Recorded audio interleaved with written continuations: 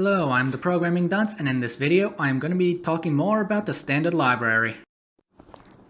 Specifically, I'm going to introduce the vector class and map class, while in the process, introduce template programming. I usually make a distinction between a core programming language and the standard libraries written for it. For instance, there is some code you can write without ever having to include something. That code is part of the core language itself.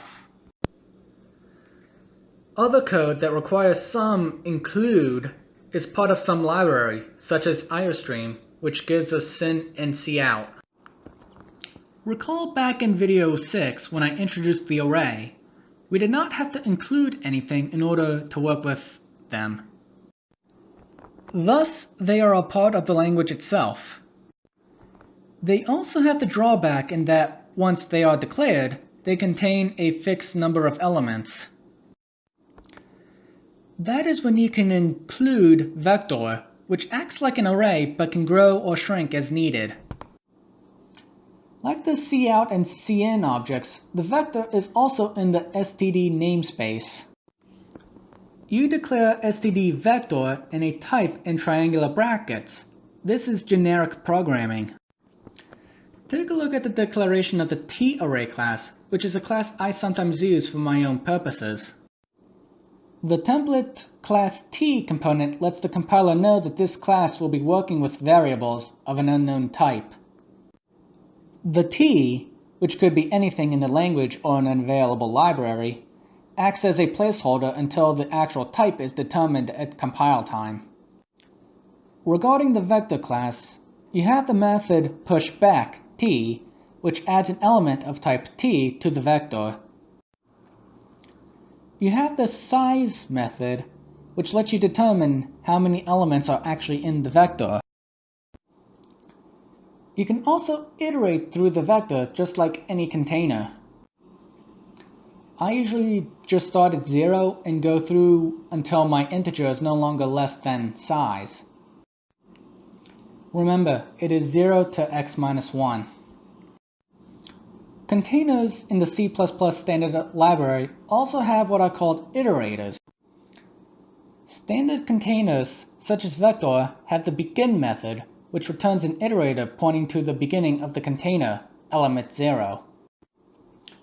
And the end method, which returns a pointer to the x element, or after the last element. Remember, don't try to access the contents of end. Vectors also allow elements to be accessed either by the int method or by the square bracket seen with arrays.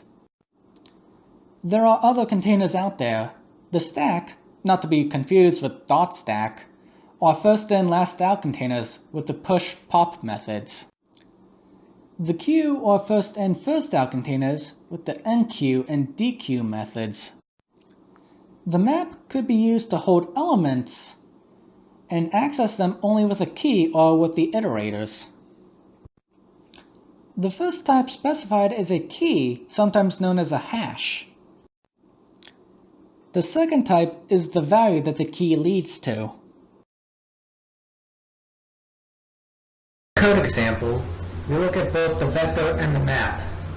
The vector is given 6 floats with values I pull out of a hat.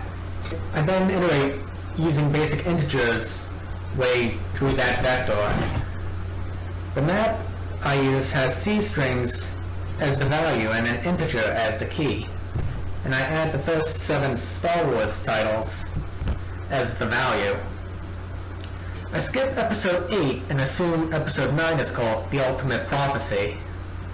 Obviously, the episode numbers are the key. I use the map iterator to print out the key episode number and the value title. I also demonstrate the result of seeking an episode that this map does not have. Given the ubiquity of strings and my negligence thus far to discuss strings, I should probably cover them in video 12. Then I shall finally cover files. Thank you for watching.